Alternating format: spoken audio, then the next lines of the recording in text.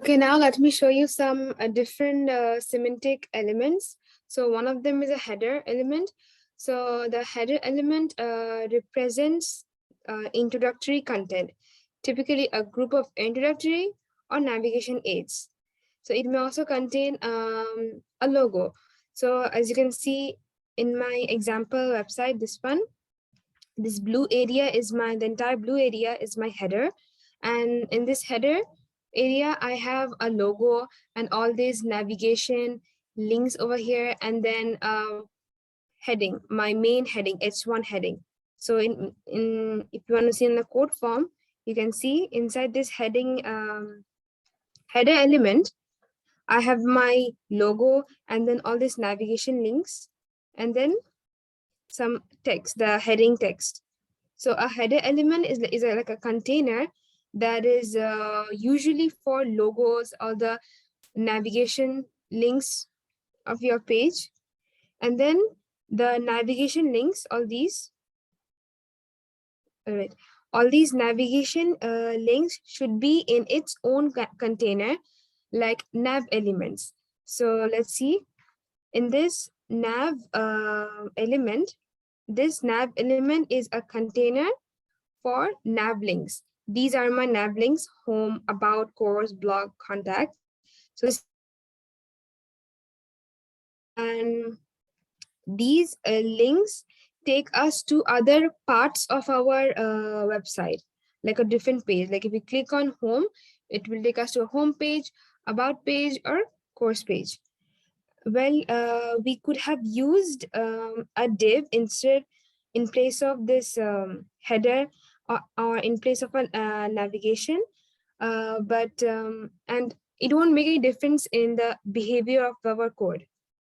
But if we use navigation header, it becomes easier for us to read and understand that yes, this part of our code is for header, and this part of our code, like this part, is for our navigation. And one more thing that you can note is that the nav element, this section over here, this nav element can be used on its own. Like this nav element can be written outside this header element. Now it is nested inside the header element, but it can be written on its own outside the header element. It's not a must that it should be written in header. It's not a must. It can be written outside the header element. Now, let's come to the main element. This main element over here we have. This is also a type of semantic element, this entire part, main element. So the main element is basically used to hold the dominant content of the website. So here you see, this part you can call as a dominant part of a website. So all these contents are nested inside the main element, are inside this main element. Inside the main element, all those content should be there that should not repeat again and again in other pages. Like, yeah, wait a minute. These should not be repeated in other parts of the page. So we put these contents inside a main element. And then in place of main element, we can use a section element also. Element is also a semantic element, and it's also like it's a generic container. And it just represents a section of a website. That's it. Like down here, I have used some section elements, like this one section here. And then again, another section here. So like all these content inside, wait, where's my main content? Yeah, main element. Like all this content inside this main element is grouped together as a section of our larger document. So if we use a section element in place of a main element, it won't make any difference. We'll get the same result.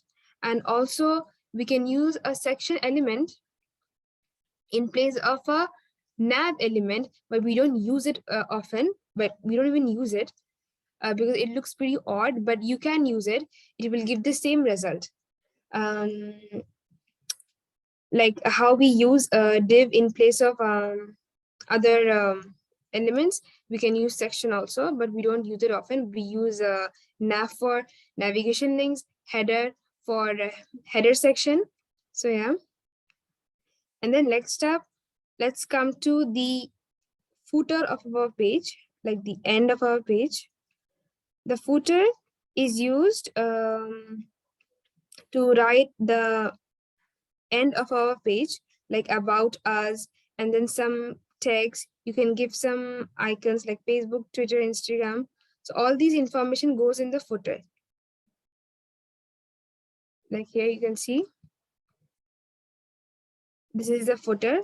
Usually you can see all these in a lot of websites that small text about us is in the footer.